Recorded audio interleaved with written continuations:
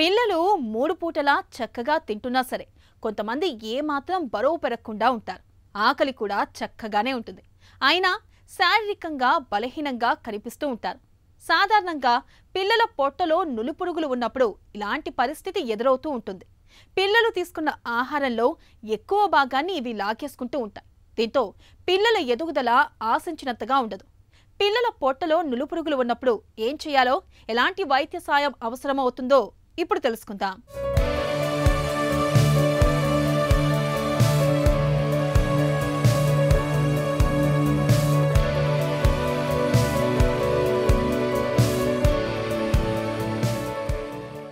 ఎదిగే వయసులో ఉన్న పిల్లలకు ఎక్కడైనా కాస్తంత ఖాళీ స్థలం కనిపిస్తే చాలు, ఎక్కడలేని హుషారొచ్చేస్తుంది.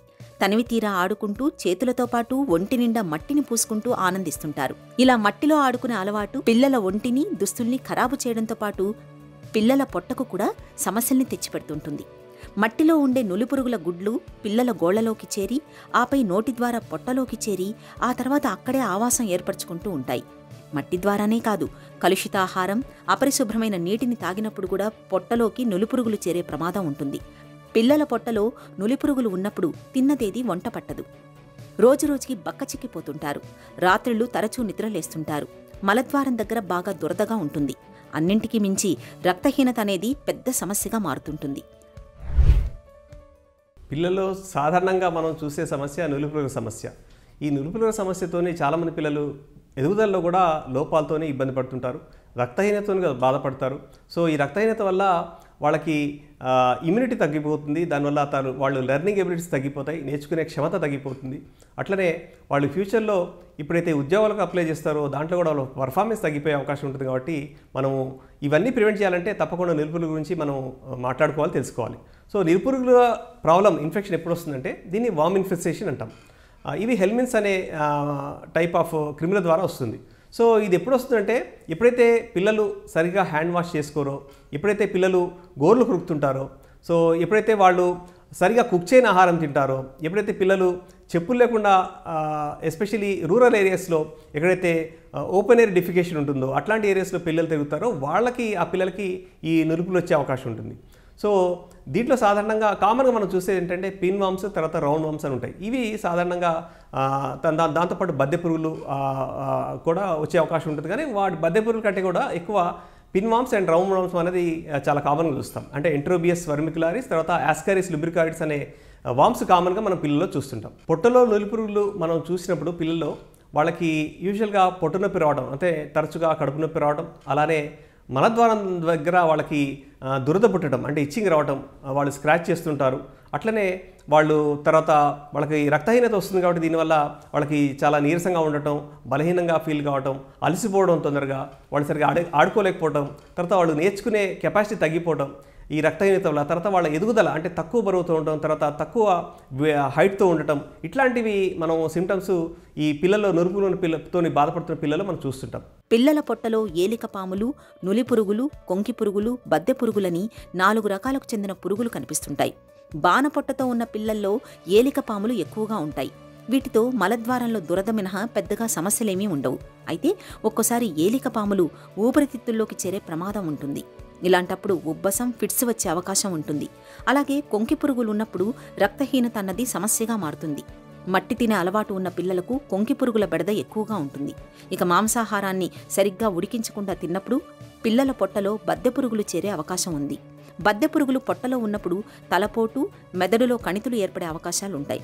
పిల్లల పొట్టలో నులిపురుగులు ఉన్నప్పుడు పిల్లలతో పాటు పెద్దలందరూ ఆల్బెండజోల్ మాత్రల్ని కానీ సిరప్లు కానీ తీసుకోవాలని చెబుతారు డాక్టర్లు. పొట్టలో నులిపురుగులు వచ్చినప్పుడు మనము వాళ్ళకి యాంటీ హెల్మింతిక్ మెడిసిన్ ఇవ్వాలి. దాంట్లో 2 రకాలుగా మనం యూజ్ చేస్తుంటాం. ఒకటి మెబెడజోల్ అనేది అది 2 మోతాదుల్లో, రోజుకి 2 మోతాదుల్లో 3 days పాటిస్తాం. సో అలా కాకుండా సింగిల్ డోస్ ట్రీట్మెంట్ కూడా ఇప్పుడు వచ్చింది, దాన్ని అల్బెండజోల్ అంటాం. అల్బెండజోల్ అనే మెడిసిన్ పిల్లలందరూ కూడా 2 to 8 years పిల్లలందరూ కూడా మనము మొదటి రోజు ఇచ్చి తర్వాత 2 వారాల తర్వాత ఇస్తే దాన్ని కంప్లీట్గా మనం ఆ బాడీ నుంచి, ఆ శరీరం నుంచి, ఆ పల్లివల శరీరం నుంచి మనం ఎరాడికేట్ చేయొచ్చు, రిమూవ్ చేయొచ్చు. అట్లనే ఒక ఫ్యామిలీలో ఒక బాబు కానీ పాప కానీ నులిపురుగుల సమస్య ఉంటే ఇంట్లో కుటుంబ సభ్యులంతా తీసుకోవాలి, పిల్లలు పెద్దలు అందరూ కూడా. ఎందుకంటే పిల్లలు మనం ఒక ఫ్యామిలీలో మనం ఫుడ్ షేర్ చేసుకుంటాం, తినిపించుకుంటాం చేతులతోని.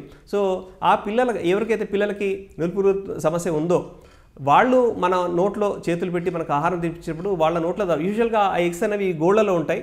సో ఆ గోళ్ళలో దాగిన ఎగ్స్ మన పొట్టలోకి వచ్చినప్పుడు అవి వామ్స్గా రూపాంతరం చెంది సో ఆ వామ్స్ మనల్ని ఇబ్బంది పెడుతున్నాయి అనమాట. సో ఎప్పుడైతే పిల్లలు మనకు ఫుడ్ ఇస్తారో మనందరూ కూడా కుటుంబ సభ్యులందరూ కూడా ఈ నులిపురుగు సమస్య స్ప్రెడ్ అయ్యే అవకాశం ఉంది. కాబట్టి రాకుండా మనం ఇంతకుముందు మాట్లాడుకున్నప్పుడు హ్యాండ్ వాషింగ్, తర్వాత నెయిల్స్ ట్రిమ్ చేయడం చేయాలి. నోట్లో వేళ్ళు పెట్టుకోకుండా పిల్లల్ని ఎంకరేజ్ చేయాలి, నోట్లో వేళ్ళు పెట్టుకోవద్దని చెప్పాలి.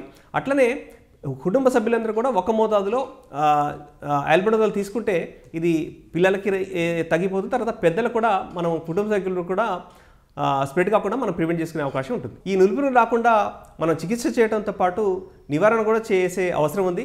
అందుగురించే సెంట్రల్ గవర్నమెంట్ 2 years నుంచి 18 years వరకు ప్రతి స్కూల్లో కూడా ప్రతి కాలేజీలో కూడా 6 monthsకి ఒకసారి పిల్లలందరూ కూడా డీవార్మింగ్ చేసే ప్రోగ్రామ్ పెట్టింది. అది చాలా సక్సెస్ఫుల్గా నడుస్తుంది.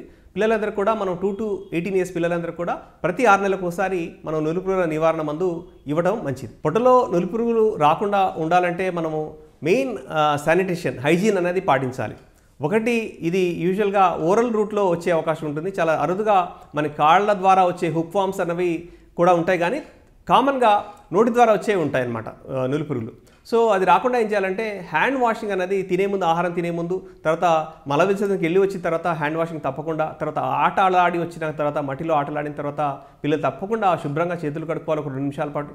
సో అట్లనే నెయిల్స్ రెగ్యులర్గా క్రమం తప్పకుండా నెయిల్స్ ట్రిమ్ చేయాలి. తర్వాత పిల్లలు నోట్లో వేళ్ళేసుకునే అలవాటు ఉన్న పిల్లలు, తర్వాత గోళ్ళు కొరికే అలవాటు ఉన్న పిల్లలు, వాళ్ళని మనం ఆ సమస్య నుంచి, ఆ అలవాటు నుంచి అలవాటుని మాన్పించాలి.